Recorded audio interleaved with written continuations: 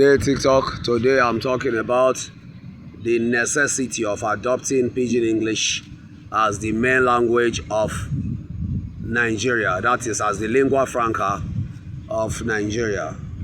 Yes, there are two other major languages in Nigeria, which are Hausa, the biggest, followed by Yoruba, but I am vouching that Pidgin English should be the lingua franca for many reasons.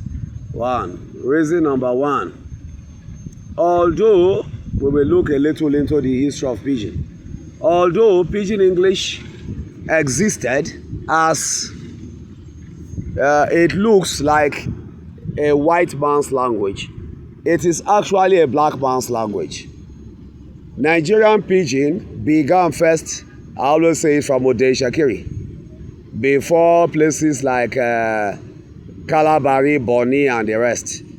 And there are two reasons for this. What are the reasons? Are very clear. When the Portuguese were coming, they passed by the way of Ghana. Number one is geographical.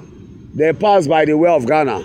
That is passing the North African district, passing through Mauritania, coming through Senegal, and then coming through Liberia, coming down to Ghana, coming down to Benin Republic, coming down to Lagos, before they reached the Benin River ports like Itebu or Lero, yes, of the Shakiri people, and then Ode Shakiri before they moved downwards to Calabari and the rest. Secondly, the maturity of the Shakiri people, not because I'm a Shakiri, along the coast of West Africa, there are many records. I don't want to start quoting records. The Shakiri were the only people where the king, the whole court, the vassals were all converted into Christianity and we are speaking Portuguese. Ode Shakiri is the only town along the coast of West Africa which was baptized. Yes, if you know any other one, come and tell me. Ode Shakiri was the only town which was baptized as San Antonio or Santo Agostinho. Is the only town baptized and became Christian. Ode Shakiri is the only town where the crown of the king of Portugal was given to a native king. Ode Shakiri was the only town where 11 kings in a row become Christian in the whole coast of West Africa. So this did not happen in Bonny, this did not happen in Brass, this did not happen in Calabari. If it happened, come with records. I will come with records that Ode Shakiri began Pidgin English. Then Pidgin English developed with English and the rest. So the syntaxes, the grammatical rules of Pidgin English is following the Shakirian rules. Yes, which is a Yoruban rule.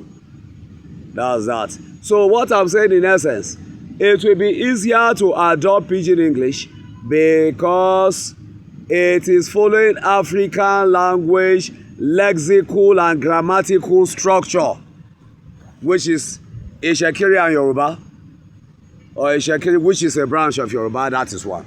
Secondly, Pidgin English can easily borrow from English because it has some structures of English, but although with an Shakiri based structure. So scientific terms can easily be borrowed and inscribed and be easily described using Pidgin English. I said number one, historical reason, it is an African language. We started from Ode and grew to many places. Secondly, it has an African structure.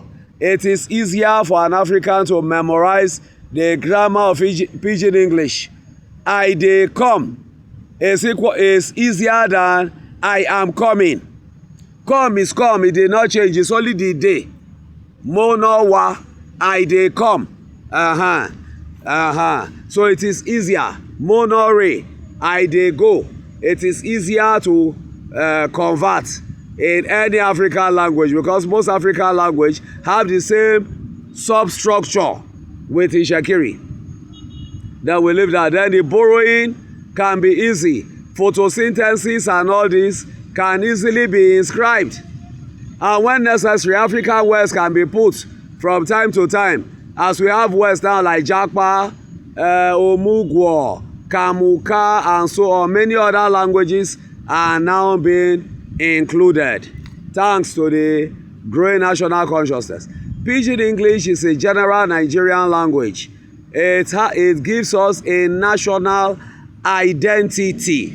Yes, if we become a country speaking Pidgin English instead of English, there will be more national integration of the people.